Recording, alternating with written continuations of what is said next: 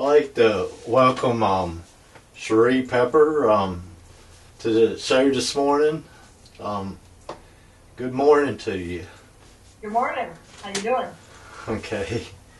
At the age of 5, you started singing and playing the guitar, and I listened to Loretta Lynn on the radio. Who taught you how to play the guitar and study music?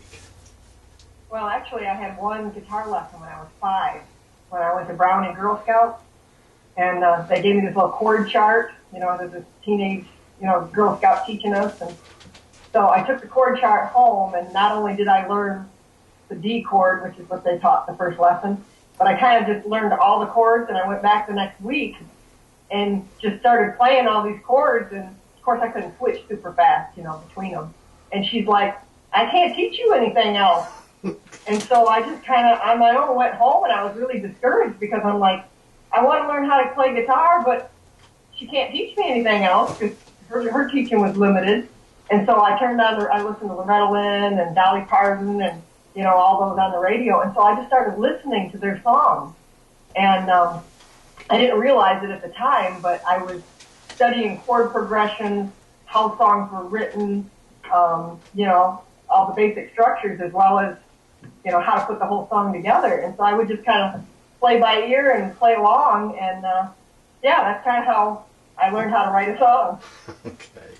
And by the time I was 8, my parents went to the Red Door, which was this bar. It's now called the Diamondback here in Belleville, Michigan, which is a really big club. But back then it was called the Red Door. And Loretta Lynn's cousin, Paul Webb and the Young Country, they were the band that played there. So my parents used to go there all the time and dance. And so they got me up on stage there several times within, a couple-year period. And I'd play with him. And, I'd play a lot of these Loretta Lynn songs and just get up there with my guitar and jump into the band. And so, that was kind of my experience when I was under 10 with music. Okay. On your early 20s, you started the contemporary right. Christian. What changed in your life to switch over from country to contemporary? Well, and I don't really, it's like, when you're raised country and raised on country music, and my dad's side is all from the South, it's in your blood.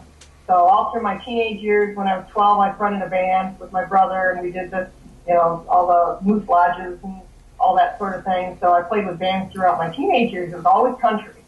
And a lot of cover tunes, the standard bar stuff. But then in my early 20s, of course, got married, had a kid, and that's when God becomes more important a lot of times in people's lives. And so, going to church and listening to the contemporary music, and I kind of joined a church band, and that's what they did, the more contemporary stuff. And being a writer, I can write country, I can write pop, I can write rock, I can write all different kinds of styles. And up here in Michigan, when it comes to Christian music, you can't be too Southern gospel because there's just not a lot of demand for that, and that's basically what I do every Sunday. I'm in a church. And so it became much more contemporary. So in my early 20s, I gave my heart to the Lord for answering your question. It was like, that was the moment that I realized that God had given me this gift. And the gift was not to just play in the bars, but it was really to try to touch people's lives. And within, by 2003, I had 3 solo albums out, contemporary Christian. 1999, 2002, 2003, I think. So that's how that switch happened. Okay. You got 7 contemporary Christian albums and 2 country pop Nashville recordings. No, actually, I have 5. 5 contemporary Christian albums.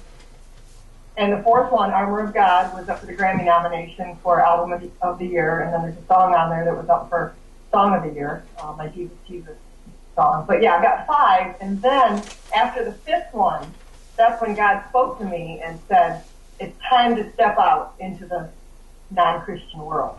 Okay. And so then that's when I wrote my self-titled CD, and then my most recent, which was just released, is Jesus and My Gun. That one was that one was recorded in Nashville, and I got Kelly Pickler's lead player on all the tracks. It's an amazing CD. So yeah, I've kind of been thrust into the country non-Christian scene, and so being a solo artist, I don't know anybody. I don't play with a band. I don't play the clubs. So I've got my webpage and my Facebook going, and so that's kind of how a lot of new jobs I've been getting is basically people hear me on the internet and want me to come do a private party, or I've done weddings, I've done funerals. It's kind of just really opened doors to a lot of different places I can play now. So. Okay. What inspired you to do the albums? Oh boy, Loretta Lynn is my idol, and so Loretta, if you're watching, I need you to contact me. I was just at Loretta Lynn's ranch, met the ranch manager, and played a little bit there. She was supposed to be in concert September 3rd, but she had fell just 2 days before the concert. But going there was just one big God thing. But what inspired that album is I had seen Loretta Lynn on an interview with Dan Rather here about a year and a half, 2 years ago. And I'm a prolific songwriter, which I've learned back and forth to Nashville and meeting people. I've learned that I just don't write the way most writers write. I mean, most people collaborate, and that would be great. I would really love to learn how to do that. But when I write a song, I sit down with my guitar, and it's just prolific. I have no idea what I'm going to write about. My fingers just start playing, and within 1 hour, a complete finished song comes out. So it's not like I really have time to say, hey, what do you think about this chorus? Or what do you think about this lyric? And they just come out. So anyway, Jesus and My Gun. And of course, we know what's going on in this country. Yeah. So, this song is, the video just got 600 more hits just in the last 2 weeks. I have no idea what's going on with the song, but here's what inspired the Jesus and My Gun album. I'm watching Loretta Lynn on an interview with Dan Rather, and she's 84 years old now. And I write songs just like Loretta Lynn. I guess I learned how to write this way by listening to her music. And I'm watching this, and I'm thinking, how would Loretta Lynn write a song? And I would really like her to hear the song, because it's my opinion, just my opinion, of how she would write a song about the condition of our country, about our rights and our freedoms. So this song is not about guns, and it's not about Jesus. It's a song about our rights and freedoms as American citizens. And Loretta Lynn is very opinionated. She had Fifth City and The Pill and, all these songs. So after I watched that interview, I sat down and I just said, wow, how would Loretta Lynn write a song? And Jesus and My Gun came out in about 5 minutes. And after I wrote this song, the minute I was done writing it, God spoke to me and he said, that's the song. And I just went, oh, dear Lord, what am I going to do with this? And it's funny because over the last year, I have been sharing that song all across this great country. I have pastors that are calling me from, Oklahoma and Texas, and I went on tour to Steamboat Springs to a rodeo, and in Florida and North Carolina, because they want me to come sing that song. And I find that very strange because it's not a Christian song, but it really shows where the heart of America really is. So I hope something happens with that song and I can get it out there a little bit more. But that one and Cowboy Boots are the two songs that people tend to like the most. And I don't know what's going to happen with that album, but it's out there now, and I haven't really been doing any kind of marketing. I had my ministry now for 20 years, and it's just me. I've got, a media guy, and I've got a web page guy, and that's it. I'm not with a label. My producer here in Michigan, we're in the Detroit scene up here, so it's a little more rock and contemporary, which, I like. But he believes in me, and he knows these songs. And he's been in music for, 40 years, and he's worked with the best of them.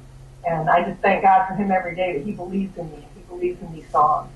And so I'm looking forward to seeing what's going to happen, because I know something's going to happen. Your Cowboy Boots, it's a story about your life. Right. It's got your husband, JD, in it. Right. And what's the story behind it?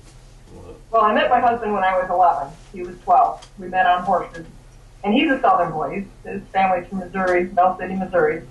And, yeah, that was written, that song was first recorded on my self-titled CD, which is really more country rock.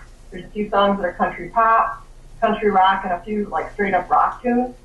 The very last song on that album I wrote was Cowboy Boots, which is really country. So when God told me to put it on that album, I'm like, okay.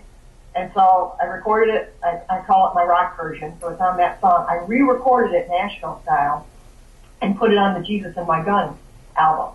So when I started, thinking about doing this, I had to make a video.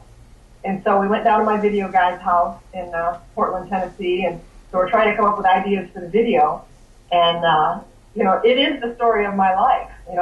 Jesse James and the younger brothers, apparently the younger brothers are like my fourth cousin or whatever, and there's all these stories, passed down through the years, and I'm quarter Cherokee, and, even though I got blonde hair, but, you know how that goes. But anyway, it's like God sat down and said, here's what people want to hear. People want to hear about real stories. And that's what country music's all about. And so I sat down at Cowboy Boots. I think I wrote that in a matter of 10 minutes as well. And so when I wanted to make the video, I really wanted it to be, I wanted to put my husband in it, because we have a farrier business here in Michigan, which for those of you that don't know what a farrier is, it's the last free trade business in the United States of America. And he's a certified horseshoer, basically. So I hold the horses, and he trims them and shoes them, and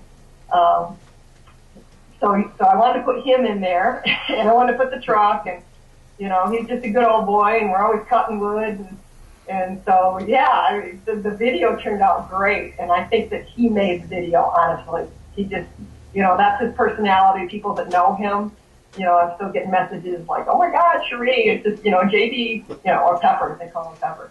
He made that video, so I want to put him in my next video, Drive. We're working on a new album, and that song Drive is already playing overseas, and it's about my red Mustang. So I want to put him somehow in this video. So yeah, that's the story of Cowboy Boots, the story of my life, and that seems to be the song that everybody, whether I can do that in a Christian market, I can do that, in a secular market, that just seems to be a song that really speaks to people, and it's because it's about country music. That's where our roots are, in storytelling, and I really would like to see country music get back to that more, the story of the song.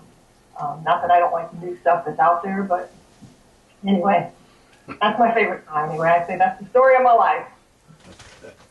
Well, thanks for being on the show today and for doing the interview. Well, thank you. Thanks so much for having me. God bless you. Maybe we can do some more in the future if you want. I'm available. And thank you, everybody, for supporting me. God bless y'all.